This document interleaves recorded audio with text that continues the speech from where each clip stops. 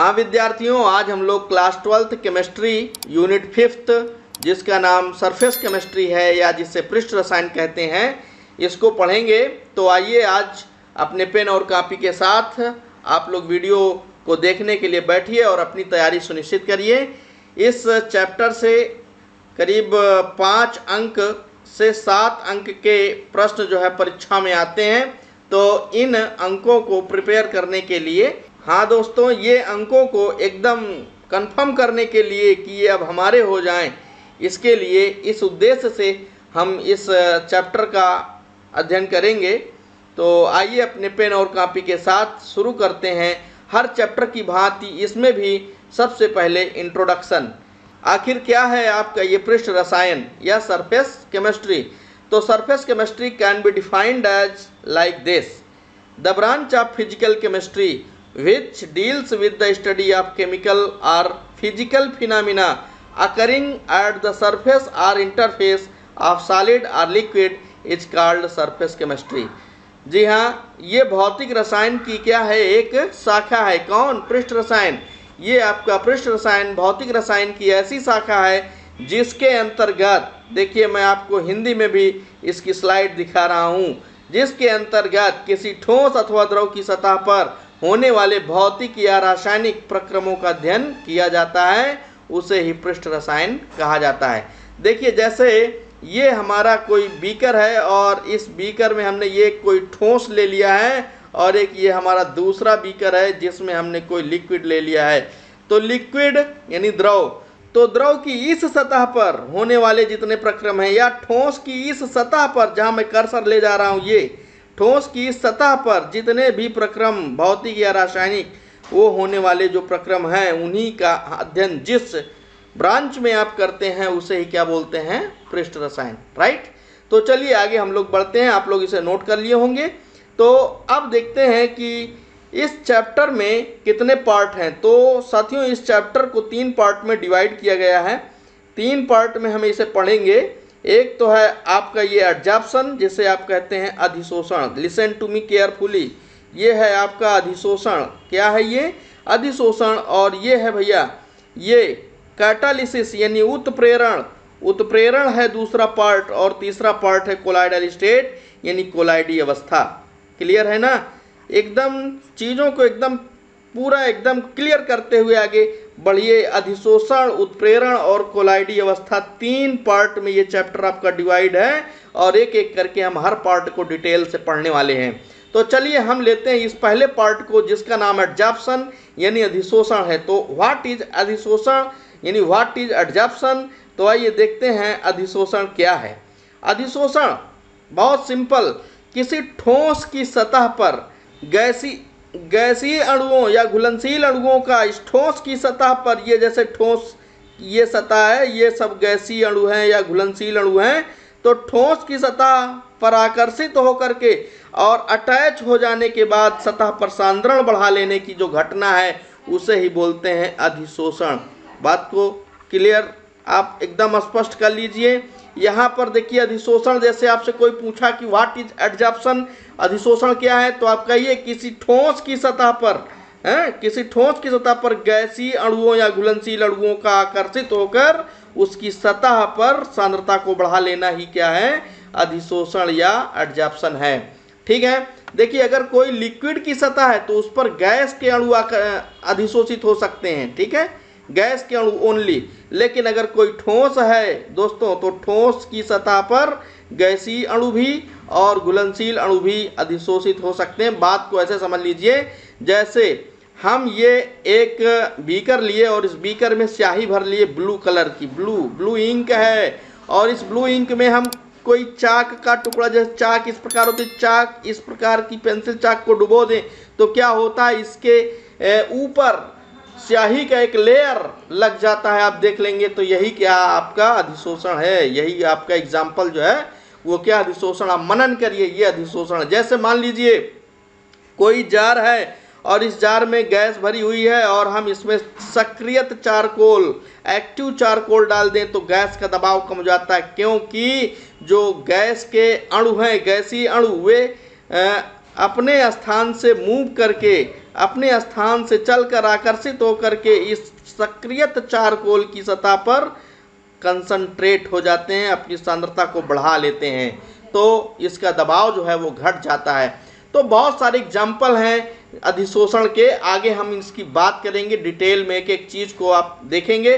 तो चलिए इस खंड के सभी टर्म का मतलब शब्दावलियाँ, उनको हम थोड़ा समझ लेते हैं। कौन कौन से वर्ड हैं जो ज़्यादातर यूज में आएंगे, तो उनका क्या मतलब है। तो एडजॉर्प्शन तो आप तो समझ गए हैं, इस आशा के साथ मैं आगे बढ़ता हूँ। ये एक वर्ड है एडजॉर्बेट, जिसे आप हिंदी में कहते हैं अधिशोष्य।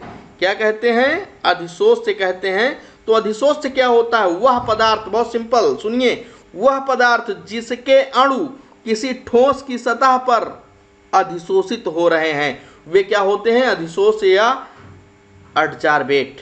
ठीक है। और जिसकी सतह पर दोस्तों अधिशोषित हो रहे हैं वो होता है आपका एडजॉर्बेंट, या जिसे आप कहते हैं अधिशोषक। ठीक है, अधिशोषक यानी जिसकी सतह पर, जिस ठोस की सतह पर अधिशोष्य के अणु अधिशोषित हो रहे हैं वो आपका अधिशोषक है। ठीक है ना। और जो अधिशोषित हो रहे हैं वो अधिशोष्य है। जो आपकी ये प्रक्रिया है अधिशोषित होने की, वो आपका अधिशोषण है। ठीक है ना। तो प्रक्रिया अधिशोषण, और वे पदार्थ जो अधिशोषित हो रहे हैं वो अधिशोष्य, और वे पदार्थ की बात हो रही जिसकी सतह पर अधिशोषण हो रहा है वो अधिशोषक। क्लियर। चलिए आगे बढ़ते हैं। एक वर्ड और है मिलता जुलता, जिसे बोलते हैं अवशोषण। आप अंग्रेजी में देख रहे हैं लिखा हुआ है एब्जॉर्प्शन। तो एब्जॉर्प्शन देखिए यहाँ पर बी है और यहाँ पर क्या डी, ये एब्जॉर्प्शन है और ये एब्जॉर्प्शन है। तो एब्जॉर्प्शन क्या होता है? देखिए जब किसी अधिशोष्य के अणु, यानी जब ये गैसीय अणु या घुलनशील अणु सतह से होते हुए अंदर बल्क एरिया में भी समान रूप से डिस्ट्रीब्यूट हो जाते हैं, तो ये प्रक्रिया हो जाती है अवशोषण, और इस ठोस को फिर बोलेंगे अवशोषक। ठीक है। और इन अणुओं को बोलेंगे अवशोष्य। बात क्लियर है? बहुत सिंपल है। तो आप ये हो गया। अब देखिए एक वर्ड और है जिसे बोलते हैं डिजॉर्प्शन। थोड़ा सा मैं इसे इरेज कर देता हूँ। तो डिजॉर्प्शन को जान लीजिए दोस्तों। डिजॉर्प्शन क्या है? Desorption is just opposite of adsorption. ठीक है, सुन रहे हैं ध्यान से। ये अधिशोषण का ठीक विपरीत है, यानी ये आपका जो अधिशोषण है ना, इसका विपरीत, इसका उल्टा क्या होता है? डिजॉर्प्शन, या जिसे आप हिंदी में कहते हैं विशोषण। क्या कहते हैं? विशोषण। थोड़ा इसको एक्सप्लेन करता हूँ। यहाँ देखिए, जो गैस के अणु थे या फिर घुलनशील अणु थे, वे आकर्षित होकर ठोस की सतह पर अपना सांद्रण बढ़ा रहे थे, अटैच होकर के अपनी सांद्रता को इंक्रीज कर रहे थे। लेकिन अब विशोषण में अगर आप एक्सप्लेन करेंगे तो कैसे होगा? ये जो सांद्रित सतह पर, ये जो सतह है जिस पर सांद्रित हैं कौन? अधिशोष्य के अणु, वे दूर जाएं। कहाँ? सतह से। तो इस प्रक्रिया को क्या बोलेंगे? विशोषण। आगे देखिए, आगे फटाफट ये देखते हैं। एक वर्ड है क्या? एडजॉर्प्शन, और दूसरा क्या है? एब्जॉर्प्शन, यानी अधिशोषण और अवशोषण। अगर इन दोनों को भाई मिला देते हैं, इन दोनों को मिला देते हैं, तो एक वर्ड और यहाँ पर आता है जिसे आप कहते हैं शार्पशन या जाप्शन, जो भी आप बोल दें, और हिंदी में कहते हैं शोषण। तो शोषण भाई है क्या? शोषण is just equal to adsorption plus absorption, यानी शोषण जो है अधिशोषण और अवशोषण का सामूहिक नाम है। अगर कहीं पर अधिशोषण भी हो रहा है और अवशोषण भी हो रहा है तो इसको सामूहिक रूप से शोषण कहते हैं। ठीक है। एक चीज और, इस सतह को, जिस सतह पर अधिशोषण हो रहा है उस सतह को भैया कहते हैं, उस सतह को कहते हैं अंतरापृष्ठ। क्या कहते हैं? अंतरापृष्ठ, इंटरफेस। ठीक है। तो इंटरफेस भी आप जान लीजिए। आगे देखिए, टाइप ऑफ एडजॉर्प्शन, अधिशोषण के प्रकार। तो अधिशोषण दो प्रकार के होते हैं, मैं आपको बता देता हूँ फटाफट स्लाइड के माध्यम से। देखिए, एक फिजिकल और दूसरा chemical. There are two type of adsorption मित्रों। दो प्रकार के अधिशोषण होते हैं, एक होता है भौतिक अधिशोषण और दूसरा होता है रासायनिक अधिशोषण। आनंद आ रहा, नहीं आ रहा? देखिए, भौतिक अधिशोषण और दूसरा क्या? रासायनिक अधिशोषण। मैं बहुत सिंपल आपको बता दे रहा हूँ। ऐसा अधिशोषण जिसमें अधिशोष के अणु अधिशोषक की सतह से, ये अधिशोषक अणु है और ये अधिशोषक, तो इसकी सतह से अगर ये जुड़ रहा है तो वो वांडर वाल बल हो। कौन सा बल? वांडर वाल्स बल से अगर वो जुड़ रहा है, अटैच हो रहा है, तो ऐसे एडजॉर्प्शन को बोलते हैं फिजिकल एडजॉर्प्शन या भौतिक अधिशोषण। क्लियर? और अगर वांडरवाल बल होता क्या है, ये थोड़ा देख लीजिए। ये एक क्षीण बल होता है, बहुत ही दुर्बल बल होता है। ठीक है, जब बहुत ही क्षीण बंधों से जब ये अधिशोषक के अणु अधिशोषक की सतह पर अधिशोषित होते हैं तो वो फिजिकल होता है। और अगर रासायनिक बंधों के जैसे प्रबल बल से जब अधिशोषक के अणु अधिशोषक की सतह से जुड़ते हैं तो उसे बोलते हैं रासायनिक अधिशोषण। क्लियर? आप ये जान लीजिए फटाफट कि डेल्टा एच की जो वैल्यू होती है वो एडजॉर्प्शन में निगेटिव में होती है। वाई? क्यों? क्योंकि एडजॉर्प्शन जो होता है वो ऊष्माक्षेपी प्रक्रिया होती है। ऊष्माक्षेपी का मतलब ऊष्मा फेंकी अभिक्रिया, ऊष्मा फेंकेगी यानी ऊष्मा निकालेगी, और जब ऊष्मा निकलती है दोस्तों तो डेल्टा एच की जो वैल्यू होती है वो निगेटिव में आती है। इसको मैंने आपको थर्मोडायनामिक्स वाले चैप्टर में बताया था 11th में। तो चलिए डेल्टा एच की वैल्यू दोस्तों, जब डेल्टा एच की वैल्यू क्या हो, -20 किलो जूल पर मोल के आसपास हो। ठीक है, -20 किलो जूल पर मोल, माइनस को छोड़ दीजिए, माइनस का मतलब क्या है, ये ऊष्मा निकाल रही है। तो 20 किलो जूल पर मोल अगर डेल्टा एच है तो इसका मतलब ये कि वो क्या होगा, भौतिक है। यानी इससे कम हो या इतना हो तो वो होता भौतिक। और अगर डेल्टा एच की वैल्यू -40 किलो जूल पर मोल से अधिक हो, मतलब कि माइनस को छोड़ दीजिए, 40 से अधिक होगी तो क्या होगी भैया, केमिकल होगी। अब बात आती है अगर बीच में हो तो उसमें कुछ रासायनिक भी होगा, कुछ भौतिक भी होगा। क्लियर? बहुत सिंपल है। तो इसमें कभी कभी आ जाता है परीक्षा में, आपके बोर्ड परीक्षा में, कि what is the difference between chemical adsorption and physical adsorption, भौतिक अधिशोषण और रासायनिक अधिशोषण के बीच क्या अंतर है, ये आ जाता है। तो इसको आप बेहतरीन ढंग से लिख लेंगे, बिल्कुल मुझे पूरा विश्वास है। अगर कोई दिक्कत है, कहीं कोई समस्या आ रही है, मैं अगर फास्ट हूँ अगर थोड़ा, तो आप मुझे कमेंट करके बताइए, मैं आपको और जो है इजी वे में, ठीक है, आपका पूरा का पूरा हेल्प करने का प्रयास करूँगा। तो आइए आगे देखते हैं। आगे है हीट ऑफ एडजॉर्प्शन, या जिसे कहते हैं अधिशोषण की ऊष्मा। क्या कहते हैं? अधिशोषण की ऊष्मा। जी हाँ, अधिशोषण की ऊष्मा क्या होती है यार? तो देखिए ध्यान सुनिएगा, 1 मोल अधिशोष के अणु, 1 मोल अधिशोष के अणु को अधिशोषक की सतह पर अधिशोषित होने में जो निकली यानी उत्सर्जित ऊष्मा है उसे ही क्या बोलते हैं, अधिशोषण की ऊष्मा। 1 मोल अधिशोष के अणुओं को अधिशोषक की सतह में अधिशोषित होने में जो ऊष्मा निकलती है उसे ही क्या बोलते हैं, हीट ऑफ एडजॉर्प्शन या अधिशोषण की ऊष्मा। क्लियर? आगे देखिए, ये 1 नंबर में आ सकता है तो आप ऐसे छाप दीजिएगा।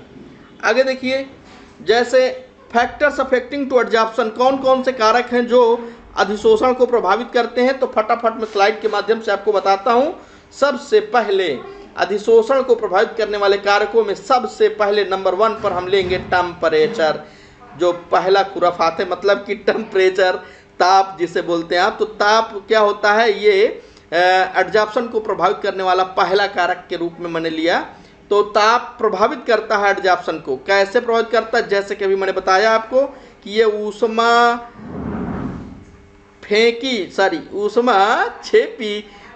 छेपी प्रक्रम है। तो जब ऊष्मा निकालेगा यार तो अधिशोषण जो होगा, ध्यान से देखिएगा, अधिशोषण वो व्युत क्रमानुपाती हो जाएगा टेम्परेचर के। ताप को बढ़ाएंगे तो अधिशोषण क्या होगा, घट जाएगा। अधिशोषण क्या होगा, घट जाएगा। दोस्तों समझ में आ रहा है? अधिशोषण घट जाएगा, यानी टेम्परेचर को बढ़ाएंगे तो अधिशोषण घटेगा। राइट? अब अगर आपको ये चीज़ समझ में ना रहा हो तो मैं आपको बता देता हूँ। जैसे A + B make C + heat, ये कोई प्रक्रम है। हाँ, अब यहाँ हीट निकल रही है यार, लासातेलिये नियम आपने पढ़ा ही है। ठीक है, लासातेलिये नियम, हालांकि ये उत्क्रमणीय होना चाहिए यहाँ पे। तो लासातेलिये नियम में आपने क्या देखा था कि जब ऊष्मा निकलती है तो साम्यावस्था उधर विस्थापित होती है, इधर ताप का प्रभाव कम हो। तो ताप अब अगर आप यहाँ देख रहे हैं ताप ऑलरेडी है और यहाँ आप ऊपर से यहाँ पर और ताप दिए पड़े हैं, तो रिएक्शन किधर जाएगा? पीछे की ओर, यानी अधिशोषण नहीं होगा, अधिशोषण घट जाएगा। समझ में आया बात? तो यहाँ अधिशोषण क्या होगा? 1/T प्रोपोर्शनल हो जाएगा। दूसरा फैक्टर क्या है यार? दूसरा है प्रेशर। प्रेशर जब दाब बढ़ाएंगे, है ना, दाब जब आप बढ़ाएंगे तो अधिशोष से क्या पास होंगे तो उनका अधिशोषण अधिक होगा, यानी अधिशोषण जो है वो प्रोपोर्शनल होगा किसके? अधिशोषण जो है वो क्या होगा? प्रोपोर्शनल। क्या होगा भाई? ये प्रोपोर्शनल होगा किसके? पी के, यानी दाब को बढ़ाएंगे तो प्रोपोर्शनल बढ़ेगा। अच्छा, अगर द्रव में है यानी घुलनशील अणु है ना, तो प्रेशर को हम एज ए कंसंट्रेशन भी ले सकते हैं, सांद्रण। ठीक है, यानी सांद्रता को बढ़ाएंगे तो अधिशोषण अधिक होगा। आइए आगे देखते हैं। अगला जो है भाई वो है नेचर ऑफ एडजॉर्बेट। ये तो अतुलनीय चीज़ है, इसकी तो कोई बातें नहीं। नेचर तो बहुत इंपॉर्टेंट है कि अधिशोष के अणुओं का प्रकृति क्या है। हर पदार्थ का, हर आदमी का अपना अपना नेचर होता है। तो किसी का नेचर हो सकता है वो ज़्यादा अधिशोषित होने वाला हो। हाँ, इसी प्रकार जो ये अधिशोषक है, अधिशोषक की प्रकृति, अधिशोषक किस प्रकार का है, उसका नेचर कैसा है, तो नेचर काफ़ी इंपॉर्टेंट मायने रखता है। आगे देखिए, अगला है भाई सरफेस एरिया ऑफ एडजॉर्बेंट, यानी कि पृष्ठ का क्षेत्रफल। पृष्ठ का क्षेत्रफल जितने ज़्यादा होगा अधिशोषण उतना ही अधिक होगा। तो there are 5 factors which are looking in the slide, 5 factors which are affecting to the adsorption. Right, आगे बढ़ते हैं। यार दोस्त, आज गर्मी बहुत ज़्यादा है, आज केवल इतना ही, आगे मन नहीं करता। चलिए अगला जो कंटेंट है उसको हम लोग कल पढ़ेंगे, और आज के वीडियो में इतना ही। मिलते हैं कल यानी अगले वीडियो में। Thank you.